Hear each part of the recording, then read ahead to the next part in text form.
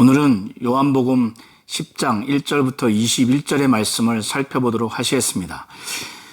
요한복음 9장 39절부터 41절을 통해서 예수께서는 바리새인들과 논쟁을 하셨고, 그 이후에 10장 1절이 이어진 것을 볼 때 특별히 시간과 공간의 변경이나 예수께서 말씀하시는 대상의 변경이 없기 때문에 바리새인들과 계속해서 대화하는 것으로 보여집니다. 예수께서는 10장 1절부터 5절을 통해서 목자와 양과의 그 관계 측면에서 비유를 통해서 그들에게 뜻과 의미를 전달하고자 했습니다. 곧 메시지를 전하고자 했던 겁니다. 그런데 이들이 이것을 이해하지를 못하죠. 예수께서 드셨던 그 비유는 양 무리가 아침 저녁으로 양 우리에서 들어가고 나가면서 보호를 받고 또 푸른 초장에서 꿀을 먹는 데 있어서 곧 양이 살아가는 데 있어서 중요한 두 가지 요소를 강조하면서 이 비유를 말씀하셨는데, 그것은 양의 문과 또 양의 목자입니다. 양이 아침 저녁으로 나가고 들어가는 데 있어서 양이 들어가게 되는 그 목장의 그 양 우리로 들어가는 데 있어서의 문은 한 군데인데, 문으로 들어가고 나가는 데 있어서 그 문으로 들어가는 자가 누구인가? 그건 바로 목자입니다. 그런데 반대로 문으로 들어가지 않고 다른 데로 넘어서 가는 자는 절도요, 강도라는 겁니다. 그래서 목자로 판단할 수 있는 두 가지 요소가 있는데, 그 첫 번째는 문으로 들어가는 자가 목자고 다른 데로 넘어가는 자는 절도요, 강도라는 것입니다. 그리고 목자로 판단할 수 있는 두 번째 요소는 문지기와 양들이 어떻게 반응하는가를 통해서 볼 수가 있습니다. 문지기는 목자를 위해서 문을 열어줍니다. 그리고 들어가서 양들은 목자의 음성을 듣습니다. 목자의 음성을 알기 때문에. 그래서 절도와 강도와 목자의 그 판단의 기준의 두 가지 요소는 문과 문지기와 양들의 반응을 통해서 그것을 알 수가 있는 겁니다. 문지기가 목자를 위해서 문을 열어주면은 목자가 들어가서 양들을 한 양 한 양씩 그 이름을 불러서 우리 밖으로 불러서 인도해서 내어 놓습니다. 팔레스타인 지역의 이 당시에는 목자는 양 한 마리 한 마리에 다 이름을 지어서 그 이름을 각각 불러서 인도해 낸다고 합니다. 자기 양을 다 우리 바깥으로 인도해 낸 다음에는 목자는 이제 푸른 초장으로 인도해서 그 양들에게 꿀을 먹이게 하기 위해서 앞장서서 갑니다. 그러면 양들은 목자의 그 음성을 알아듣기 때문에 목자를 따라옵니다. 그런데 그 양들이 타인의 음성은 모르기 때문에 따라가는 것이 아니라 오히려 타인으로부터 도망간다는 거예요. 예수께서 이 말씀을 비유를 통해서 하셨는데, 바리새인들이 이거를 알아듣지를 못해요. 예수께서 이 비유로 그들에게 말씀하셨는데 그들은 예수가 말씀하시는 것이 무엇이지? 알아듣지를 못해요. 예수가 지금 무슨 말씀하시려고 하는 것인지 그 뜻과 의미를 알아듣지를 못합니다. 1절부터 5절의 그 목자와 양과의 관계에서의 비유에 예수께서 주안점을 두신 것은 양에게 있어서 문은 대단히 중요합니다. 저녁에 들어가야 이리로부터 보호를 받을 수 있는, 구원을 얻을 수 있는 그 역할을 하는 것이 뿐이고, 그 다음날 아침에 나와서 푸른 초장으로 인도함을 받아서 꼴을 먹어서 육체의 생명을 얻을 수 있도록 하는 것이 그 문이에요. 그래서 양의 문은 대단히 중요합니다. 그리고 목자가 중요합니다. 목자가 푸른 초장으로 인도해서 좋은 꼴을 먹어야 됩니다. 양은 근시이기 때문에 바로 앞에 있는 목자를 따라가게 되고, 또 그 다음 양은 앞에 가는 양을 또 쫓아가게 됩니다. 이런 차원에서 예수께서는 자신이 선한 목자요, 자신이 양의 문이라고 하는 것을 그들에게 주안점을 두어서 강조하기 위해서 이 비유를 든 건데 이들이 알아듣지는 못합니다.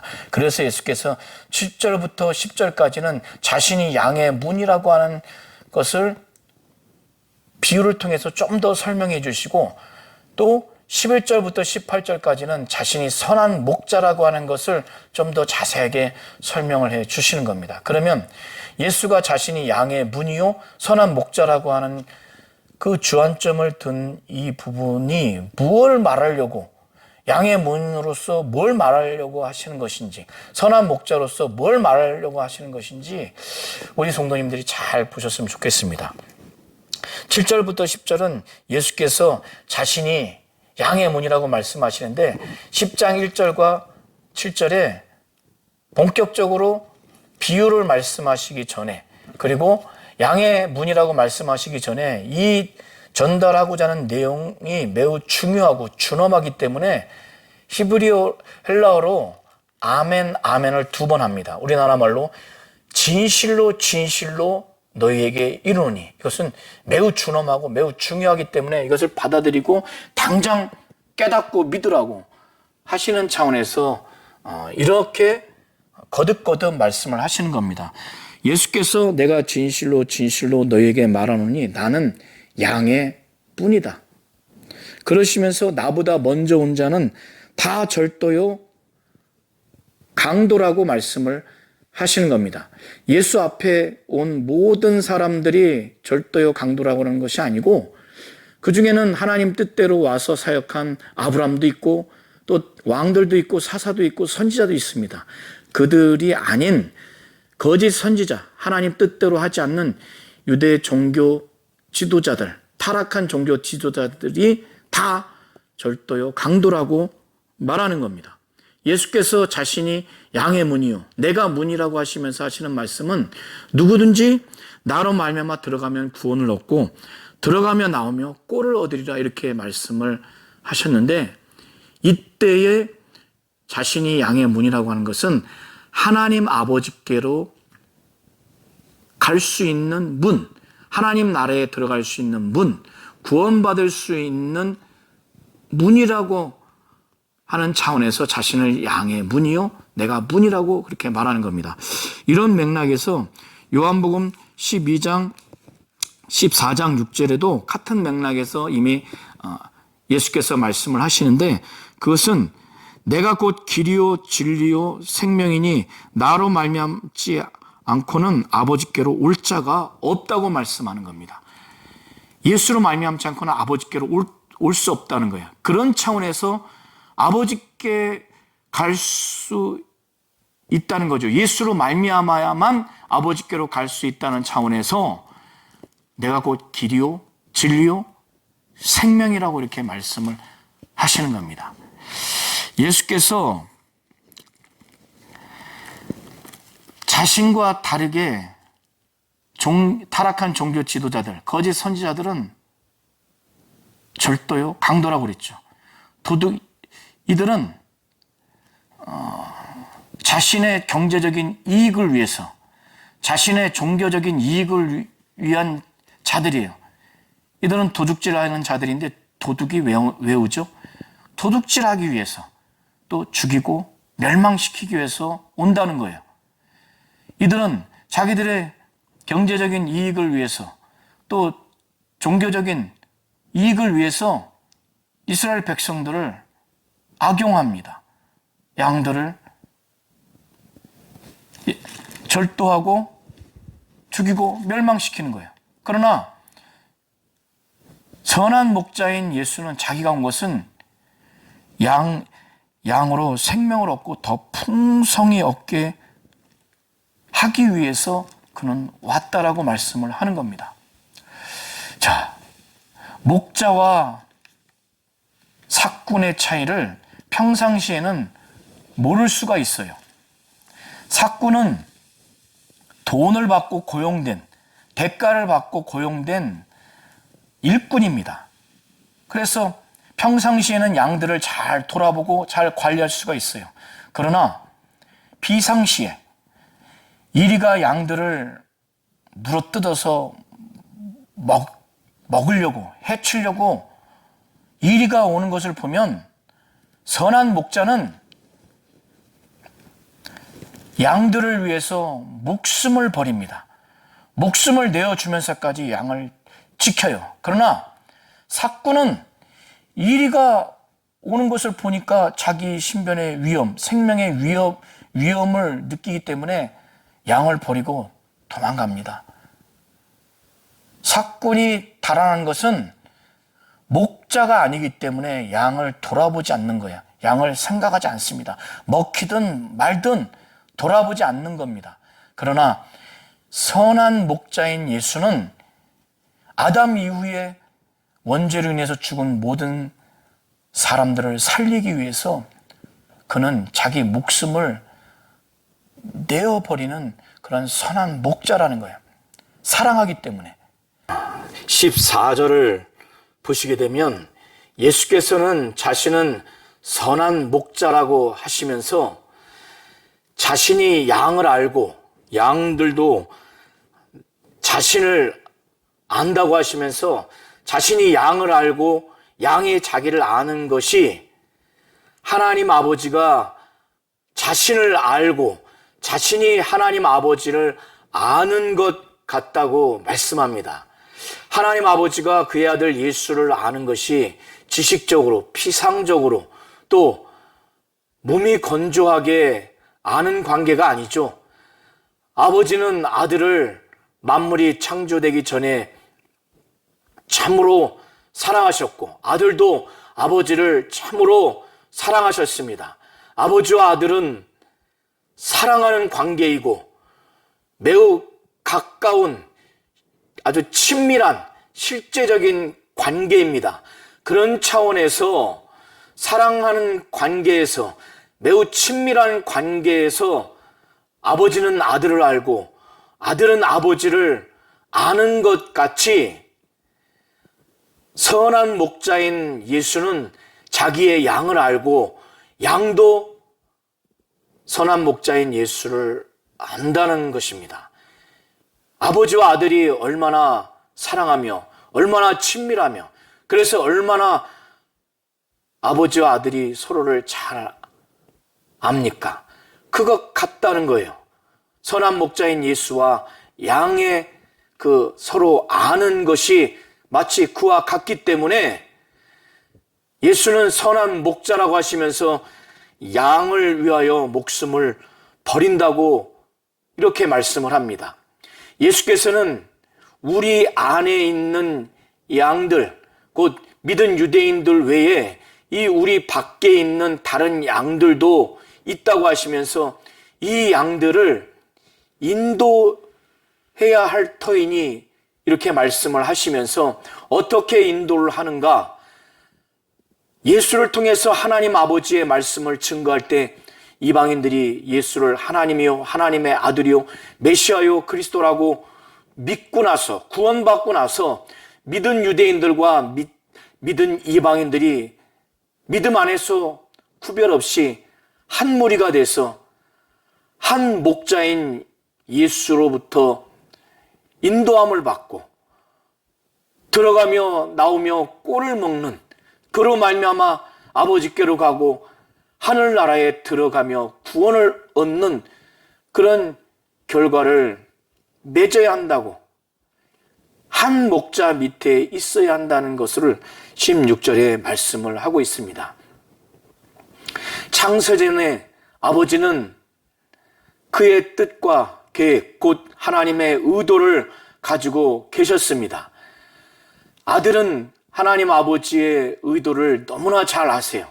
그 중에 아담 이후로 범죄에서 모든 인간들이 그 범죄로 인해서 사망에 이르게 됐고, 그래서 인간은 원죄로 인해서 영원한 죄의 형벌로서의 지옥 형벌을 받을 수밖에 없는 그 인간들을 향해서 하나님은 너무나 사랑하시기 때문에 아들이 말씀이 육신에 오셔서 인간의 죄를 짊어지시고 인간이 받아야 할 형벌을 대신 받았으면 하는 것이 아버지의 뜻이었습니다. 아들은 그걸 너무나 잘 알기 때문에 그렇게 하기로 작정하고 이 땅에 오셔서 이 육신의 죽음을 내버리고자 하는 그런 작정을 하셨어요. 하나님이 성령으로 예수를 죽은 자 가운데서 다시 살릴 때 그 부활의 생명을 얻기 위해서 그는 자기의 목숨을 버리려고 했던 겁니다. 아버지는 이것을 너무나 사랑하셨어요. 그래서 요한복음 빌립보서 2장 5절부터 11절에 사도 바울은 이것을 조금 다른 측면에서 하나님으로부터 계시를 받고 이것을 증거합니다. 너희 안에 이 마음을 품으라. 곧 그리스도 예수의 마음이니 그는 근본 하나님의 본체시나 하나님과 동등됨을 취할 것으로 여기지 아니하시고, 예수의 마음을 품으라는 겁니다. 예수의 마음이 어떤 마음인가?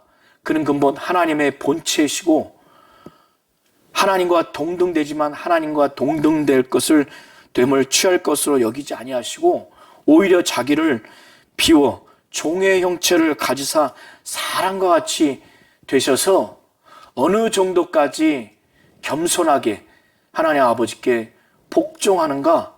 그가 십자가에 못 박혀 죽는 그 죽음에 이르기까지 자기 자신을 낮추고 십자가 하나님 아버지께 복종한 겁니다. 그러니까 하나님이 그를 지극히 높여 모든 이름 위에 뛰어난 이름을 그에게 주셔서 하늘에 있는 자들과 땅에 있는 자들과 땅 아래에 있는 자들로 모든 무릎을 예수의 이름에 꿇게 하시고 모든 입으로 예수 그리스도를 주라 시인하여 하나님 아버지께 영광을 돌리게 하셨습니다. 예수께서는 이렇게 창세 전에 하나님의 의도대로 이 땅에 말씀이 육신에 오셔서 자기 목숨을 스스로 내버리는 권세를 가지고 있고 또 부활의 생명을 얻을 권세도 그가 갖게 되는데 그 권세는 아버지의 명령으로 아버지의 계명으로 그가 받았다는 겁니다. 죽을 권세와 살 권세를 하나님 아버지로부터 계명으로 명령으로 받았기에 그는 약해서 목숨을 빼앗기는 것이 아니라 유대 종교 지도자들과 로마 군병들에 의해서 목숨을 빼앗기는 것이 아니라 그는 죽을 권세도 있고 살 권세, 부활의 생명을 얻을 권세를 아버지로부터 계명으로서 명령으로서 받았기 때문에 그는 그 육신의 목숨을 스스로 그는 버리는 겁니다. 예수께서 17절, 18절을 통해서 이 말씀을 증거했습니다. 요한복음 10장 1절부터 18절까지의 말씀을 바리새인들에게 이것을 증거했을 때 이 유대인들 가운데 예수의 이 말씀으로 인해서 분쟁이 발생했습니다. 무엇 때문에 분쟁이 발생했는가? 예수께서 지금까지 하신 말씀으로 인해서 많은 유대인들이 예수가 귀신 들려 미쳤다, 귀신 들려 미친 자의 말을 왜 듣고 있는가? 이런 많은 사람들이 이렇게 말을 하면서 이런 입장을 취했고, 또 어떤 사람은 예수의 말이 귀신 들린 자의 말이 아니다. 귀신이 맹인의 눈을 뜨게 할 수 있느냐? 이렇게 온전한 믿음은 아니지만 예수의 말씀에 좀 긍정적으로 반응한 사람들로 인해서 유대인들 상호 간에 분쟁이 발생을 하게 된 겁니다. 오늘 요한복음 10장 1절부터 21절을 통해서 예수께서 목자와 양의 관계의 비유를 통해서 주안점을 두고자 하는 부분은 자신이 양의 문이라고 하는 것과 자신이 선한 목자라고 하는 것입니다. 그가 양의 문이라고 하면서 전달하고자 하는 의미와 뜻, 곧 메시지는 무엇인가 하면은 자신이 하나님 아버지께로 가게 하는 문이며 또 하나님의 나라에 들어갈 수 있게 하는 문이며 구원받게 하는 문이라고 하는 것을 자신이 양의 문이라고 그렇게 강조하면서 양의 문인 예수가 바로 이런 역할을 하는 것이라는 것을 말씀하시고, 또 더 나아가서 자신은 죄로 인해서 죽은 영혼들을 살리는, 생명을 주고 더 풍성히 주려고 이 땅에 오신 양의 문으로서의 예수라고 하는 것을 강조하는 것입니다. 그리고 두 번째, 자신을 선한 목자라고 강조하신 것은, 선한 목자라고 하시면서 사건과 다르게 선한 목자는 정말 목자요, 참 목자요, 그리고 양도 자기의 것이어서 죄로 인해서 죽은 인간들, 그 죄로 인해서 지옥 형벌의 영원한 저주를 받아야 되는 그들을 살리기 위해서 자신의 육신의 목숨을 내어주는, 그 목숨을 내버리는 그러한 선한 목자라고 강조하는 것입니다. 그는 하나님 아버지께로부터 계명으로서, 명령으로서 받은 권세가 있다는 겁니다. 자기 육신의 생명을 내버릴 수 있는 권세와 또 부활하여 생명을 얻을 수 있는 권세, 그는 이 권세로 인해서 스스로 육신의 목숨을 택해서 자기의 목숨을 내버린 것이라는 것을 선한 목자라고 하면서 이 부분을 말씀했습니다. 오늘 요한복음 10장 1절부터 21절을 통해서 하나님이 예수를 통해서 생명을 우리에게 주시고 더 풍성히 주고자 하는 하나님의 뜻을 잘 이해하시고, 예수께서 친히 말씀하신 것처럼 내가 온 것은 양으로 하여금 생명을 얻고 더 풍성히 얻게 하기 위함이라고 하신 것처럼, 예수가 하나님이고 하나님의 아들이며 메시아 그리스도요 구원자라는 확실한 믿음과 그가 이 땅에서 말씀이 육신이 되어 공생애를 사는 모든 기간 동안 공적 사역을 다 믿으시고 그의 말씀과 그의 행하심과 그의 치유 사역, 그 모든 것들을 믿고 순종하고 성령으로 예수를 정말 쫓아가며 예수를 따라 신앙생활 하려고 하는 모든 복된 심령들이 되셔서 하나님의 예수를 통해서 주고자 하는 생명을 얻고 더 풍성한 생명을 얻는 복된 우리 성도님들이 되셨으면 좋겠습니다.